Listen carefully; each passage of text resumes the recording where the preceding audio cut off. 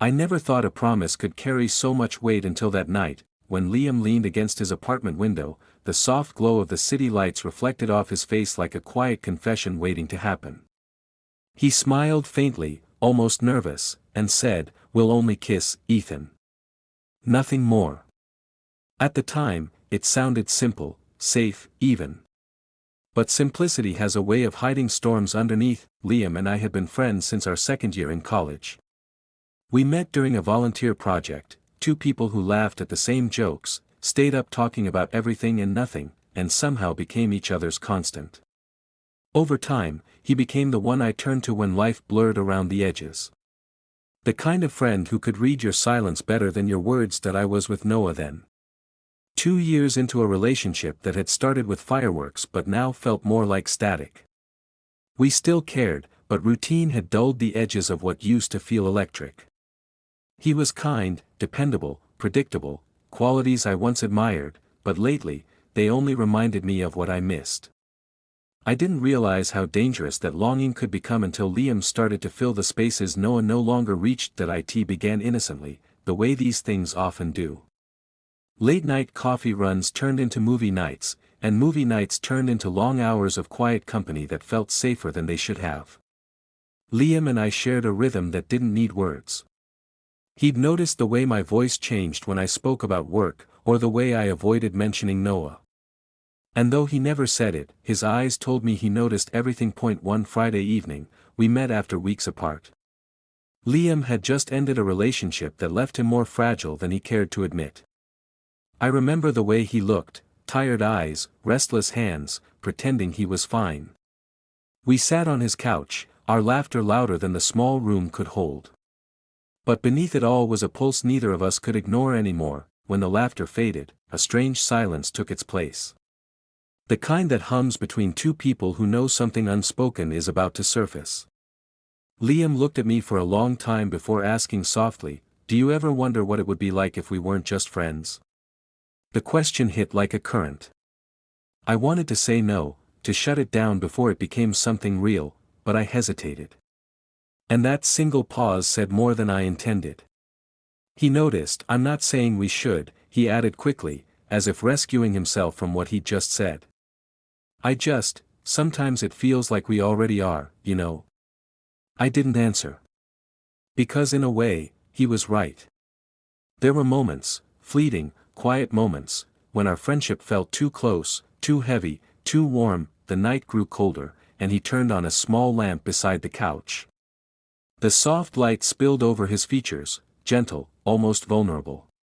He smiled, trying to break the tension. "Relax, Ethan. I'm not asking for anything. Just one kiss. Nothing more. Just to know." My heart raced at the absurdity of it. One kiss. The word sounded harmless, almost childish. But deep down, I knew there was nothing harmless about it. I should have left then. I should have reminded him, and myself, of Noah waiting for me at home. But I didn't. Instead, I stayed. "Why?" I asked quietly, more to myself than to him. He shrugged. "Maybe to understand what we've been pretending not to feel." The air between us thickened with the weight of what neither of us could name. I could hear my heartbeat echoing against the walls. It wasn't attraction alone, it was something deeper, something that scared me because it felt too real. Before I could find words to stop it, Liam reached out, his hand brushing mine in a slow, uncertain motion. It was such a small gesture, but it unraveled something inside me. Every unspoken thought, every avoided glance, every denied feeling, it all came rushing forward in that single touch. I looked away, unable to meet his eyes. "Liam, we can't," I said, though my voice sounded weaker than my intent. He nodded, almost as if he agreed, but his eyes said otherwise. "I know," he whispered. "That's why I promise, it'll only be a kiss." The room felt too quiet after that. Outside, the city moved on as if nothing monumental was about to happen, as if promises didn't have consequences. But I knew, even then, that something was shifting. Something that would change everything, our friendship, my relationship, maybe even who I believed I was. I left soon after, pretending the moment hadn't happened.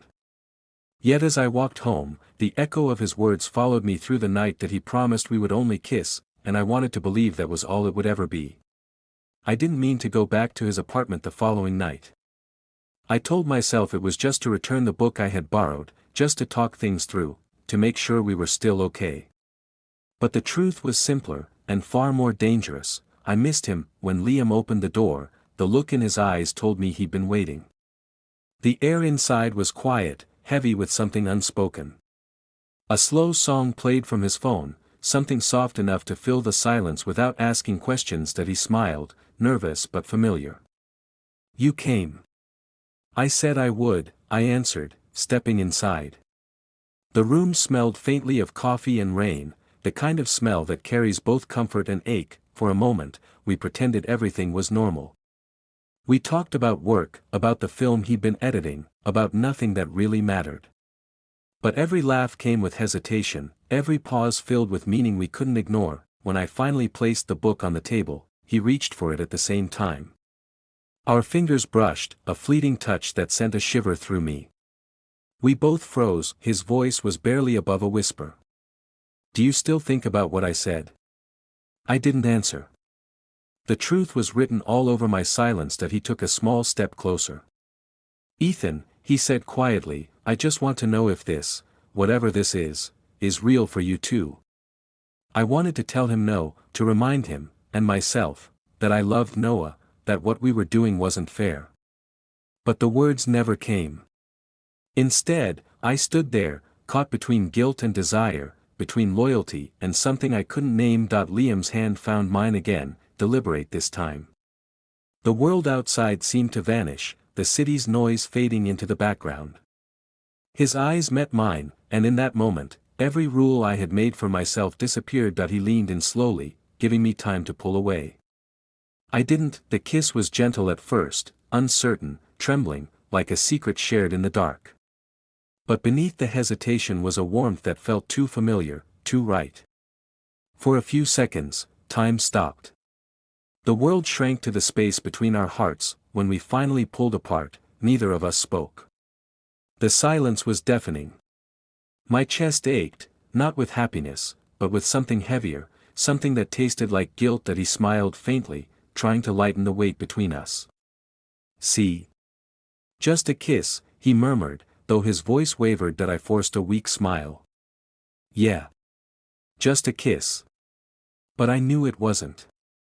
That single moment had already crossed a line we could never uncross. The room felt smaller now, the air harder to breathe. I stepped back, needing distance, needing to find myself again. "I should go," I said, reaching for my jacket. Liam didn't stop me, but his eyes followed me with an expression that said everything he didn't dare to voice. Regret. Fear. Hope. On my way home, the city lights blurred through the windshield, streaks of gold and red running together like my thoughts. I felt sick with confusion. I told myself it was nothing, that one kiss didn't change who I was. But deep down, I knew it had changed everything. When I reached my apartment, Noah was still awake. He looked up from his laptop, smiling the way he always did. "You're late," he said softly. "Yeah," I replied, forcing a casual tone. "Traffic." He nodded and went back to typing. Just like that, life pretended to be normal again. But as I watched him, a wave of guilt washed over me so strong it nearly knocked me down. I wanted to tell him, to confess and be free of the weight pressing on my chest, but I couldn't. Because admitting it would mean destroying something I had once promised to protect. That night, lying beside him, I couldn't sleep. Every time I closed my eyes, I saw Liam's face, the way his expression had changed after the kiss, half relief, half sorrow. I wondered if he was lying awake too, replaying it the way I was. Days turned into weeks, and though we tried to act like nothing had happened, something invisible lingered between us. Our texts became shorter. Our laughter, quieter. We both knew we had broken something precious, something that couldn't be repaired with silence. One afternoon, Liam messaged me, "We're okay, right?" I stared at the screen for a long time before typing back, "Yeah. We're okay, but the truth was, we weren't. Every word we said now felt like a lie wrapped in politeness. Every meeting felt like standing on thin ice. Noah noticed my distance, the distracted look in my eyes, but I kept pretending. That single kiss, that one fragile promise, had begun to tear everything apart, slowly, quietly, inevitably, and deep down, I already knew the silence between us would only grow louder. The silence between us lasted for weeks. It sat between every word, every glance, every attempt to pretend that nothing had happened. I thought time would smooth out the guilt, that the memory of that night with Liam would fade like a half-remembered dream. But guilt doesn't fade, it lingers, quiet but constant, like a pulse you can't escape. That I began avoiding Liam. Messages went unanswered, calls left ringing. I told myself I was protecting what little remained of my life with Noah, but really, I was just running. Running from what I had done, and from what it meant. Noah noticed before long. "You've been distant," he said one morning, his voice calm but edged with concern. "Even when you're here, you're not here." I forced a smile, the kind that feels like a lie as it leaves your face. "Just work stress," I said. "Deadlines." He studied me for a moment, then nodded, though his eyes told me he didn't believe it. That look, the quiet disappointment in his gaze, hurt more than any confrontation could have. Days turned into nights, and my thoughts became a battlefield. Every time I closed my eyes, I saw Liam standing by that window, the light behind him soft and forgiving. I remembered his words, "We'll only kiss," and how even promises meant to protect can sometimes destroy. Finally, one evening, I couldn't bear the silence any longer. I called him. "We need to talk," I said, my voice low, steady, but trembling underneath. He agreed instantly, and we met at a small cafe near the edge of the city. It was raining, the kind of rain that makes everything feel slower, more fragile. When I walked in, Liam was already there, stirring his coffee though it had gone cold. He smiled faintly when he saw me, but it didn't reach his eyes. "I thought you'd never call." I sat down across from him. "I shouldn't have," I said quietly. He didn't look surprised. "You mean you regret it?" "I regret what it did," I replied. "To us. To me. To everything." He leaned back, his expression unreadable. "Ethan, I didn't plan for this to happen. I didn't mean to make things harder for you." "I know," I said. "But you did. And I let you." The words hung there between us, heavy with truth neither of us wanted to say out loud. For a long while, neither of us spoke. The rain against the window filled the silence. When I finally looked up, his eyes were damp, not from tears, but from something deeper, something that looked like understanding. "So this is goodbye?" he asked softly. I hesitated. "I think it has to be." He nodded once, a quiet acceptance. "Then promise me something," he said. "Promise me you'll forgive yourself someday. Because you're not the only one who's been losing sleep over that night." His voice cracked at the end, and for the first time, I realized he carried guilt too, not just for what happened, but for what it cost us both. I wanted to reach across the table, to tell him that despite everything, I didn't hate him. But I couldn't. Words felt useless in the face of something so irreversible. When we left the cafe, the rain had stopped. The city lights shimmered on the wet pavement like fragments of something broken but still beautiful. I watched him walk away, knowing that this time, I wouldn't follow. That night, I told Noah the truth. Not everything, some things were too complicated for language, but enough. I told him I'd made a mistake, that I'd crossed a line I couldn't defend. He didn't shout. He didn't cry. He just sat there, still and silent, before saying softly, "I wish you trusted me before you broke us." There was nothing I could say. Apologies can't rebuild what honesty could have preserved. He packed a bag the next morning. "I need time," he said. "And I think you do too." When the door closed behind him, the apartment felt impossibly quiet. I stood there for a long time, staring at the empty space where he'd been, realizing how a single moment, a single choice, could rewrite the story of your entire life. Months later, I sometimes walked past that cafe where Liam and I said goodbye. I don't go in. I just watch from across the street, remembering that I don't blame him anymore. I don't even blame myself, not completely. I've learned that love isn't always clean or fair.